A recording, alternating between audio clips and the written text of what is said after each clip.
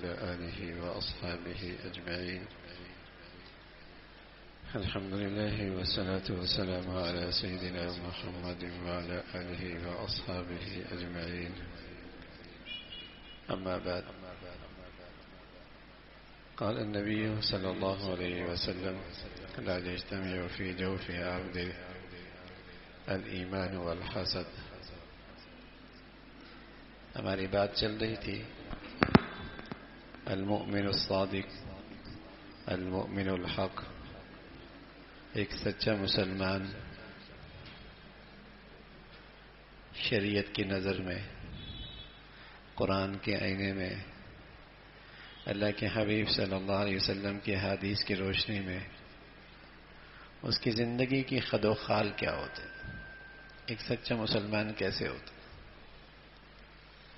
ہم ہیں تو نہیں، دیکھ تو لیں کہ مسلمان ایسا ہوتا ہے، اور پھر اللہ سے مانگ لیں اور کوشش کرتے رہیں. اللہ رب العزت کل ہمارا حشر ان لوگوں کے ساتھ فرما دے. نجات کے فیصلے، اللہ کی مدد اور نصرت کے فیصلے، عزت اور سعادت کے فیصلے سچے ایمان والے کے ساتھ ہیں، سچے مسلمان کے ساتھ ہیں.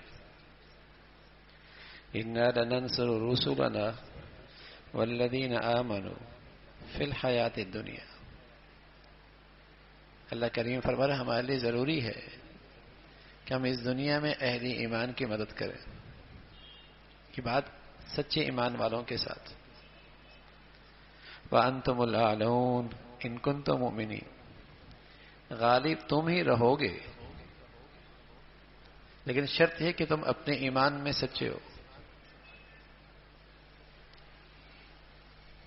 عزت تمہیں ملے گی، عروج تمہیں ملے گا، سعادت تمہارے قدموں میں آئے گی، اللہ کی مدد نصرت تمہارے ساتھ ہوگی، لیکن مسلمان سچا ہو. تو سچے مسلمان کی خوبیاں اور زندگی ہم پڑھ رہے ہیں.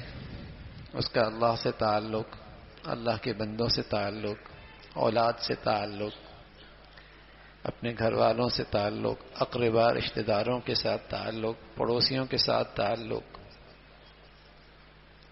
یہ بات چل رہی تھی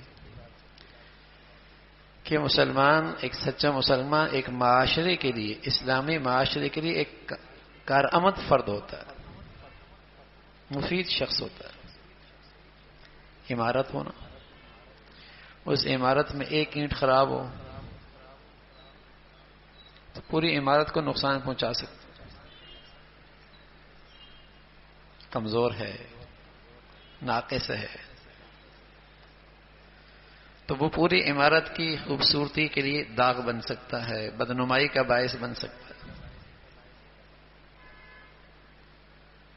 تو اسلامی معاشرے کے لیے ایک سچا مسلمان بدنما نہیں ہوتا، خوش نما ہوتا، خوبصورتی ہوتی.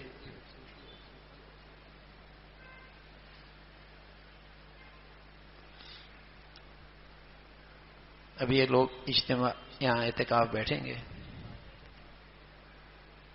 اب اجتماع میں ایک آدمی، اعتکاف کے مجمع میں ایک آدمی رات کو تہجد پڑھتا ہو، دعائیں مانگتا ہو، قیام کرتا ہو، لیکن اس کے اخلاق اچھے نہ ہوں تو اس پورے اجتماعی ماحول کے لیے وہ تکلیف کا باعث.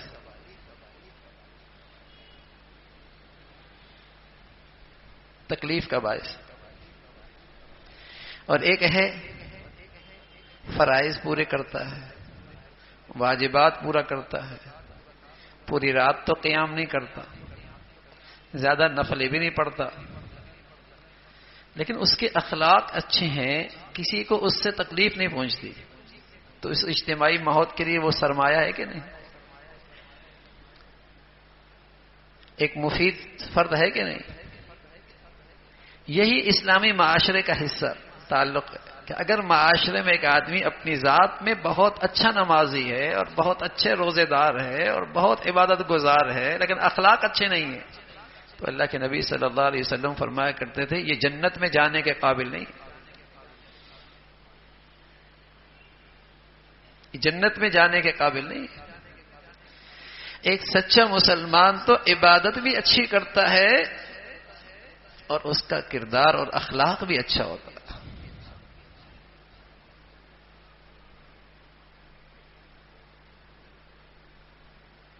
عبداللہ ابن عمرو ابن عاص رضی اللہ تعالیٰ عنہ جب ایک صحابی سعد کے ہاں گھر گئے اور 3 دن وہاں ٹھہرے، اور 3 دن کے بعد فرمانے لگے سعد ہم تمہارے ہاں اس لیے ٹھہرے تھے کہ تمہیں اللہ کے نبی نے 3 بار جنت کی بشارت دی ہے، اور ہم یہ دیکھنا چاہتے تھے کہ تمہارے اندر خوبی کیا ہے، اور تم تو فجر کی نماز میں اٹھتے ہو اور خوب رات کو میٹھی نیند لیتے ہو، اذان ہوتی ہے تم اٹھتے ہو۔ لیکن حضرت عبداللہ فرمانے لگے ایک بات میں نے دیکھی حضرت سعد میں، ایک چیز دیکھی میں نے، جب بھی کروٹ لیتے تھے تو ان کی زبان سے اللہ کا نام جاری ہوتا تھا، غفلت میں نہیں سوتے تھے، اور جب ان کے ساتھ نشست بیٹھنے کا موقع ملتا تو کسی کی برائی کے تذکرے نہیں ہوتے تھے۔ لیکن میں نے ان کی عبادت معمولی سمجھی کہ اتنا بڑا مرتبہ کہ انہیں جنت کی بشارت مل رہی ہے اور صبح اٹھتے ہیں، کوئی خاص عبادت بھی نہیں، اتنی عبادت تو وہاں ہر مسلمان کرتا تھا۔ تو اپنی بات بتائی کہ میں نے تو تم خلوتوں تنہائیوں کی مناجات اور عبادت دیکھنے آیا تھا، وہ تو میں نے دیکھی نہیں، اور تمہیں اللہ کے نبی نے جنت کی بشارت دے رکھی ہے۔ تو جب جانے لگے حضرت سعد نے بلایا، کہا ایک بات ہے، میرے دل میں کسی کے لیے حسد نہیں، کینہ نہیں، بغض نہیں، کھوٹ نہیں ہے، میں سب کی خیر خواہی چاہتا ہوں۔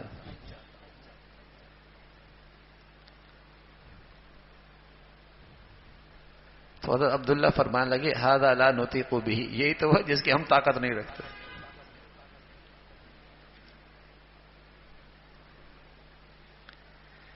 یہی تو ایک اسلامی معاشرے کا اثاثہ ہے، بلکہ ایک اسلامی گھرانے کا اثاثہ ہے۔ جہاں اجتماعی ماحول ہے ایسا آدمی دوسروں کے لیے آنکھوں کی ٹھنڈک ہے، راحت کا باعث ہے، سکون کی چیز ہے، لوگ ان کے ساتھ رہنا چاہتے ہیں۔ لیکن ایک آدمی نفل پڑھ رہا ہے، وظیفے کر رہا ہے، تسبیحات پڑھ رہا ہے، لیکن ہر آدمی اس سے تکلیف میں ہے۔ ہمارے ہاں مساجد میں ہوتا ہے نا، کوئی آتا ہے پہلے آ کے جا نماز بچھا دیتا ہے، کوئی پہلے آ کے کرسی لگا لیتا ہے، کوئی بعد میں آتا ہے آگے پہنچ جاتا ہے، وہ بیچارہ سمجھتا ہے اس کا نام بزرگی ہے۔ ارے میاں اس کا نام بزرگی نہیں ہے، تمہیں جہاں جگہ مل رہی ہے وہیں کھڑا ہونا بزرگی ہے۔ یہ بیچارہ سمجھتا ہے اس کا نام بزرگی ہے، پہلی صف میں نماز پڑھنا۔ پہلی صف میں نماز پڑھنا اس وقت بزرگی ہے جب تم سب سے پہلے آؤ، تب بزرگی ہے۔ حجر اسود کو بوسہ دینا ایسا ہے جیسے اللہ تعالیٰ سے مصافحہ کرنا ہے۔ لیکن پیارے رسول صلی اللہ علیہ وسلم نے فرمایا کہ اگر تمہاری وجہ سے کسی کو تکلیف ہو رہی ہے تم دور سے استلام کر لو، تمہیں وہی ثواب ملے گا جیسے تم نے اس کو بوسہ دے دیا۔ تکلیف نہیں دینی بھائی۔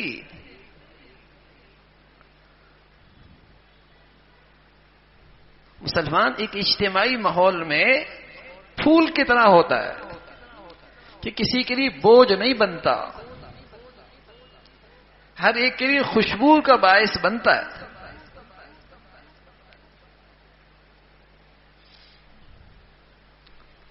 اب میں نماز میں آ گیا، نیت کر لی، لمبے رکعتیں پڑھ رہا ہوں، نفل پڑھ رہا ہوں، اور گاڑی وہاں کھڑی ہے کہ سب کو راستے میں تکلیف ہو رہی ہے، یہ تو بزرگی نہیں ہے۔ گاڑی وہاں کھڑی کر دی جہاں سب کو تکلیف ہو رہی ہے. یہ تو بزرگی نہیں، یہ تو دینداری نہیں، یہ دینداری نہیں.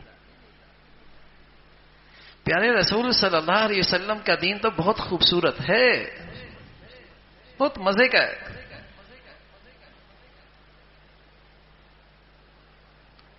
کہ دوسروں کو راحت ملے، تمہاری ذات سے کسی کو تکلیف نہ ہو. عمل بھی ایسا اور دل کا بھی ایسا. سبحان اللہ. عمل بھی ایسا، دل کا بھی صاف ستھرا، کینہ پرور نہیں، حسد نہیں، کھوٹ نہیں. آپ علیہ الصلوۃ والسلام فرمایا کرتے تھے ایک دل میں دو چیزیں اکٹھے نہیں ہو سکتی کہ وہاں ایمان بھی اور حسد بھی ہو. سبحان اللہ. ایک دل میں دو چیزیں نہیں اکٹھی ہو سکتی کہ وہاں حسد بھی ہو اور ایمان بھی ہو، دل کا بھی صاف.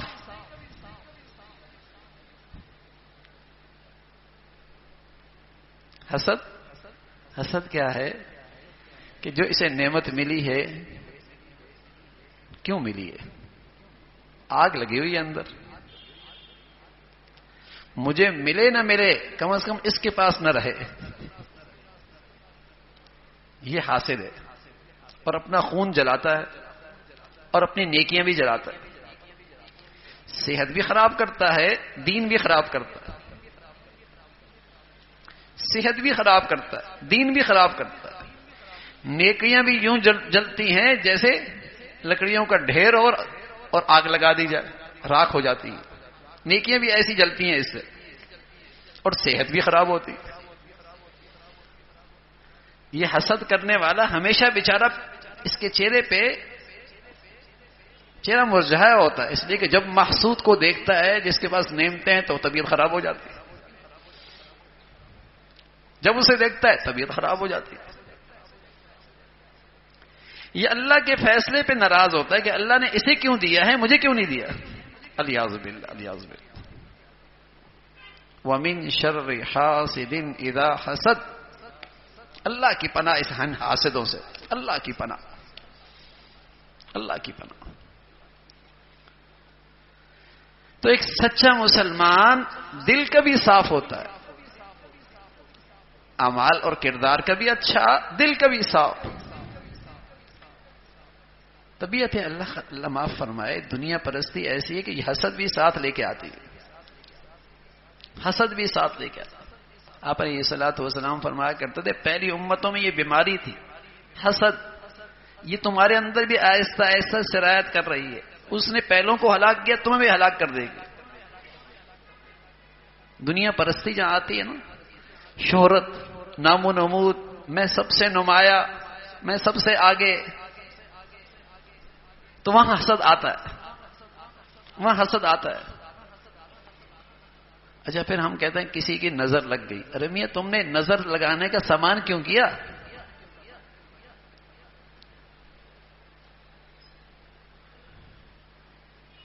نمائش کی کیوں؟ تو ایسے ماحول میں پھر حسد بہت ہوتا ہے. ایسے ماحول میں جب ایک دوسرے سے دنیا میں آگے بڑھنے کی ریس لگی ہو پھر بہت حسد ہوتا ہے. اور اللہ معاف فرمائے یہ حسد بھائیوں میں بھی پھر ہوتا ہے. بیماری ہے، روگ ہے. تو پیارے رسول صلی اللہ علیہ وسلم فرمایا کرتے تھے سچا ایمان، صحت مند مسلمان، اس کے دل میں ایمان صحت مند ہو، وہاں حسد نہیں ہوتا. ہاں یہ کہہ سکتا ہے اللہ جیسے آپ نے یہ نعمت اسے عطا فرمائی ہے، اسے برکت دے، مجھے بھی عطا فرما. اللہ اسے اور دے، اور تیرے خزانوں میں کیا کمی ہے مجھے بھی نواز دے. یوں مانگ لے نا بھائی، یوں مانگ. اسے آپ نے عطا فرمایا ہے، مولا تیرے خزانے میں تو کمی نہیں ہے، مجھے بھی عطا فرما دے. کسی کا کھانا اچھا نہیں لگتا، کسی کا کاروبار اچھا نہیں لگتا، کسی کا گھر اچھا نہیں لگتا، کسی کی گاڑی اچھی نہیں لگتی، آگ لگ گئی. آپ علیہ الصلوۃ والسلام فرمایا کرتے تھے وَتَحَابُّوا بِالْأَلْسُنِ وَتَبَغَضُوا بِالْقُلُوبِ. زبان سے کہیں گے گاڑی بڑی اچھی لگ رہی ہے، اندر حسد کی آگ جل رہی ہوگی. نیا گھر بنایا، آ کر دل خوش ہوا، اندر ہی اندر آگ جل رہی ہے. اچھی جولری لائی آپ نے، بڑا اچھا ہار بنوایا ہے، لیکن اندر ہی اندر تکلیف بڑھ گئی ہے. تو سچے نبی نے اس بیماری کی نشاندہی کی کہ تحابوا بالالسن وتباغضوا بالقلوب. زبان سے محبتوں کا اظہار ہوگا اور دل میں حسد کینہ ہوگا، اندر بغض ہوگا کہ یہ کیوں مل گیا اسے. بڑا روگ ہے، بڑا روگ. نیکیاں نہیں رہتی، نیکیاں نہیں رہتی، نیکیاں نہیں رہتی. مہینوں کی، سالوں کی محنت ضائع ہو جاتی، مہینوں اور سالوں کی محنت ضائع ہو جایا کرتی. اللہ تعالیٰ اس روگ سے ہم سب کو محفوظ فرمائے، اس روگ سے، اس بیماری سے محفوظ فرمائے. بڑی سخت روحانی مرض ہے یہ. ایسا آدمی اللہ حفاظت پر میں کبھی خوش نہیں رہتا زندگی میں. حاسد آدمی کو آپ خوش نہیں دیکھیں گے. وہ جسے دیکھے گا حسد آ رہا ہے، جسے دیکھ رہا ہے حسد بڑھ رہا ہے. آگ لگ رہی ہے. تو آپ علیہ الصلوۃ والسلام فرمایا کرتے تھے لوگ ہمیشہ خیر میں رہیں گے، لوگ ہمیشہ بھلائی میں رہیں گے جب تک وہ آپس میں حسد نہ کریں. جہاں آپس میں حسد کرنے لگے ان سے بھلائی اٹھا لی جائے گی. لا یزال الناس بخیر ما لم یتحاسدوا. لوگ ہمیشہ بھلائی میں رہیں گے جب تک کہ ان کے آپس میں حسد نہ ہو.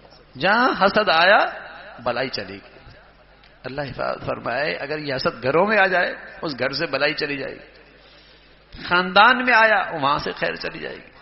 معاشرے میں آیا وہ اللہ کی خیر سے محروم ہو جائے گی. تو مسلمان کینہ پرور نہیں ہوتا، کھوٹ نہیں ہوتا، حاسد نہیں ہوتا، بلکہ مسلمان تو اپنے بھائی کا خیر خواہ ہوتا ہے. آپ علیہ الصلوۃ والسلام سے پوچھے یا رسول اللہ دین کیا ہے؟ تو آپ نے دین کا تعارف ایک لفظ سے کرایا. فرمایا الدین النصیحہ. دین تو خیر خواہی کا نام ہے. سبحان اللہ، اتنا مختصر تعارف. دین تو خیر خواہی کا نام ہے. پوری دینی زندگی کا تعارف ایک لفظ سے. فرمایا دین النصیحہ، خیر خواہی کا نام ہے. یعنی کتنی بنیادی اساس ہے ہمارے دین میں. دوسرے کی بھلائی چاہنا، دوسرے کی خیر خواہی چاہنا،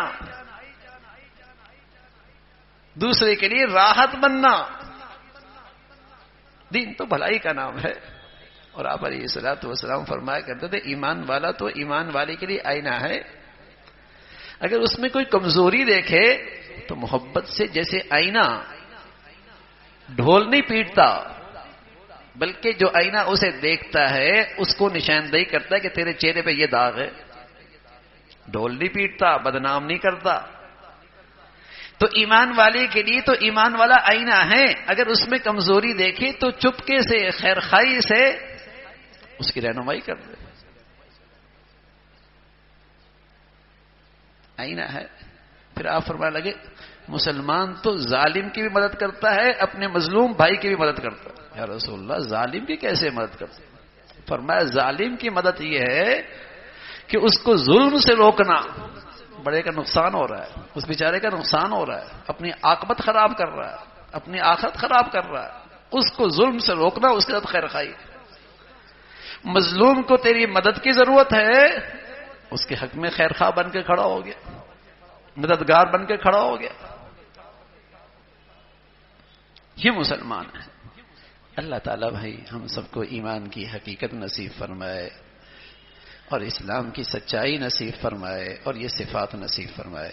اللہم لک الحمد کلو ولک الشکر کلو. اللہم لک الحمد کلو ولک الشکر کلو. اللہم اعنا علی ذکرک و شکرک و حسن عبادتک. اللہم اعنا علی ذکرک و شکرک و حسن عبادتک. نستغفر الله ونتوب إليه، نستغفر الله ونتوب إليه.